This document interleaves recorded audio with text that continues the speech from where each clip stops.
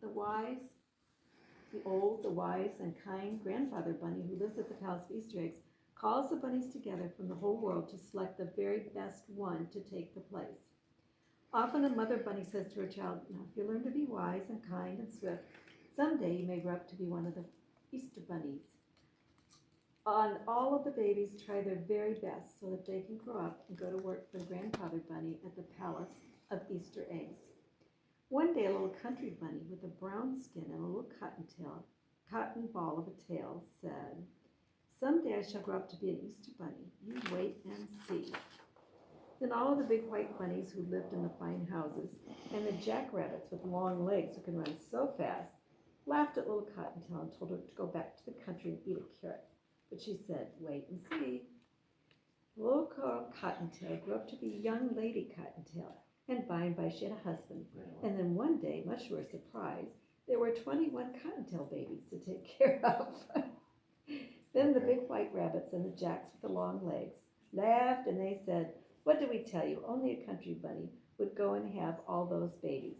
Now take care of them and leave Easter eggs to a great big men bunnies like us. And they went away liking themselves very much. Cottontail stopped thinking about the hopping over the world with lovely eggs for little boys and girls, and she took care of her babies. And one day when her children stopped being babies and were little girl and boy bunnies, she called them to her and said, now we're going to have some fun. Then two of them she gave little brooms and showed them how to sweep the cottage. And two she taught how to make the beds. And two more went with her to the kitchen in no time at all and found out how to cook a good dinner. And with these went two little dishwashers, and they made the glasses shine like crystal. Two little wash tubs full of soap suds, and they washed all of the linen. Two did sewing and mending. The two who had the sweetest voices were taught to sing, and two more to dance, and these all amused all the others while they worked, so that they were all gay and happy. Two others were soon digging in the garden. The two she gave paints and crayons, and they made pretty pictures for the walls. And when Mother Cottontail had given out all of the tasks, she looked around, and there was only one little boy bunny left, and he was sad and lonely. Then Mother Cottontail said to him, you are the most polite of my children, so I shall make you keeper of my chair, and whenever I want to come to dinner, you shall seat me politely at the table. Then one day when the little bunnies were half grown up, she heard a great talk among the woods bunnies, and when she asked what it was all about, they said, haven't you heard? One of the 5 Easter bunnies has grown too slow, and we are all going to the Palace of Easter Eggs to see old grandfather pick out a new one to take his place. So she called her little Cottontails, and they all set off for the palace to see the fun. But their mother was sad because she thought that now she was nothing but an old mother bunny and could only look on, and that a handsome white rabbit or long-legged jack would be chosen. When they came to the Palace of Easter Eggs, there were bunnies everywhere on the lawn, and the ones that hoped to be the Easter bunny, stood together, and all the others looked at them and clapped their paws. Then the big front door opened, and old, wise, and kind grandfather came hopping out slowly. And he told the biggest and those who had the longest legs to show what they could do. They jumped and ran and showed them their pretty white fur. And they were all very fast and very clever. But he still did not pick one, and he said to them, you're pretty and you're fast, but you have not shown me that you are either kind or wise. Then his kind old eyes looked everywhere, and at last they rested on little Mother Cottontail, where she stood with her children all around her. And then he called her to come right up to the palace steps. So she took her 21 children and went up and stood before him. See, there she is with her 21 children. Okay. And when he spoke, his voice was so kind that she was not frightened at all. And he said, what a large family you have, my dear. I suppose they take up all of your time. But she said, when they were babies, that was so, but now they are so well trained that they do most of the work for me. Ah, he said, smiling, you must be very wise to train so many children so well. But tell me, do they always look so happy, and do they always hold their ears up so prettily? Indeed they do, she answered. We never have a tear or a cross word in our little country cottage. And if I do say so myself, they do carry their ears better than most bunnies. Then he said, patting the nurse bunny on his head, you must be very kind indeed to have such a happy home. It is too bad that you have had no time to run and grow swift, as I might then have made you the 5th Easter bunny." At that, Mother Cottontail started to laugh. Then she whispered to the little bunnies, and every rabbit on the lawn looked to see what would happen. The old grandfather leaned forward to watch. Suddenly, all 21 children raced away, and Cottontail dashed after them. And in no time at all, she had them all back again in front of the palace. Then the old, wise grandfather bunny said, "I see that you are swift also. It is too bad that you cannot go to carry my eggs, because you have to stay at home to take care of your children." Mother Cottontail nodded her head to the little ones, and they all formed a line and bowed to the grandfather. Then she stepped in front of them, and she said, "They will take better care of the house than I." Then she called them up 2 by 2 so they could put their hands on their heads of each pair. And she said, "These are my sweepers. They keep the cottage as clean as your hand. These make the beds without a wrinkle. These cook my dinner. These wash the dishes. These tend the garden. These wash and dry all the clothes. These do the mending. These sing, and these dance to keep us all merry while we work. These are learning to paint pretty pictures for our walls. And the littlest one of all pulls out my chair for me when I sit at table. So you can see, I can leave them to take care of the house until I come home." Then the old wise grandfather said, "You have proved yourself to be not only wise and kind and swift, but also very clever. Come to the palace tomorrow afternoon, for that is Easter Eve, and you shall be my 5th Easter bunny." Kids, I didn't know this was still long. It's so long. I might have to quit. You put Grandpa to sleep a long time ago. Keep going. Really? Mm-hmm. You sure? No, you can take a break. No, keep going. I think Patty's recording you for memories. The next evening, Cottontail knocked on the big front door and was admitted to the palace. There she stood in her funny country clothes, but none of the other 4 Easter bunnies laughed, for they were wise and kind and knew better. They all showed up all over the palace.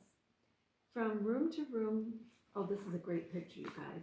Look at the Easter eggs. That's a great picture. Mm-hmm. Imagine what it smells like in that palace. From room to room, all piled high with eggs of gold and silver, eggs that glittered like snow, chocolate eggs, marshmallow eggs, eggs for rich children, and eggs for poor children, and for children who were sick, and children all over the world. And as soon as it was dark enough for the children to be asleep in all the world, the old, wise, kind grandfather gave the word, and 5 bunnies set to work as fast as they could. First one, then another, took in a large egg or a pretty little basket. In a single hop, would be out of the palace and way out of sight. Then in a moment he would be back again, and before you could say Jack Robinson, he would have whisked away again. Slowly night wore away, and the bunnies began to look tired as they kept returning for more and more eggs. And in the palace the glittering piles grew smaller and smaller. Poor little Cottontail was very tired, for this was the first time she had ever gone so far and so fast in her life. She was beginning to hope that she soon could take her little basket that was set aside for her own children and go hopping around, when old, wise, kind grandfather called her to him. When she went close, she saw that he was holding in his hand the loveliest egg she'd ever seen. It glittered like a diamond. "Peek through and see what you shall see," he said. And so she peeked. Through the little hole in one end, she saw a beautiful scene with a sleigh and a lake with people skating on the ice. And he said, "Because you have such a loving heart for children, I'm going to give you the best but hardest trip of all. Far off, over 2 rivers and 3 mountains, there's a great mountain peak. In a little cottage on that peak is a little boy who has been ill for a whole year, who's been so brave that never once he's cried or complained. The mountain is so high that there's ice on the top, and it'll be hard to climb. But if you get there, you will give more happiness than any other Easter bunny." Cottontail picked up the egg very gently and went hopping away on her journey. She crossed up the first river and then the second. She went over the first mountain and then another mountain, and yet another, until at last she reached the highest mountain of all. She was very tired when at last she got to the bottom of the great peak, and her heart failed her when she saw how high it was, and how slippery with ice it was, and snow on top. But holding the egg very carefully, she started hopping up. At last she reached the ice and snow, and now she was almost at the top, and she could see the little cottage all covered with snow where the little boy was sleeping. Then a terrible thing happened. Her foot slipped, and down she came. Down she flew into the snowdrifts. Then she left the ice and snow rolling and bouncing against the stones, and felt the air grow warmer. Down, down she went. She crashed through a thicket of budding laurel, rolled across the pasture, finally struck against the trunk of a great apple tree. It was just getting ready to bloom for Easter. And there she lay, with the egg still safely clutched in her paw, but with a great pain in her leg. She tried to rise again, but because she saw a lovely pink light in the sky, and she knew that in a few minutes more it would be day, and the little boy would be sad if she did not get his egg to him. But the pain was so bad she fell down, and she felt something touch her. He smiled at her, and he said, Now. "You are not only wise and kind and swift, but you are also the bravest of all the bunnies, and I shall make you my very own gold shoe Easter bunny." And he reached over and she saw the first time that he was holding a tiny pair of gold shoes in his hand. He bent down and put them on her feet, and suddenly all the pain left her leg. She stood up and picked up the precious egg. Then, before she knew what was happening, she felt a sudden motion, and she found herself flying high in the air. Over the pasture she flew, over the laurel, over the stones, until at last, when she landed, she looked back and saw that with a single jump had carried her halfway up the mountain. And then she jumped once again, and there she was at the cottage door. Quickly she squeezed through the tiny crack that had been left open just in case the bunny had come all this way. And in the hand of the beautiful sleeping boy, she placed the egg. Picture time. Ta-da!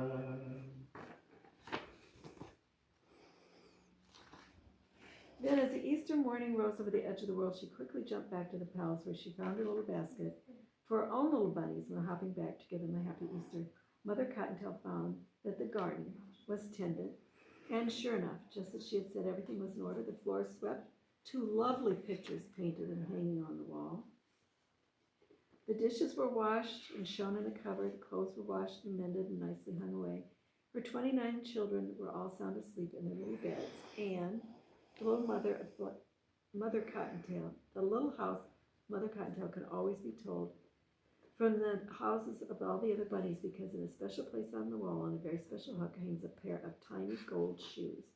Look at this. She puts them 4 to a bed. Pretty good, huh? Mm-hmm. This wasn't the book I thought it was. But it's a good one.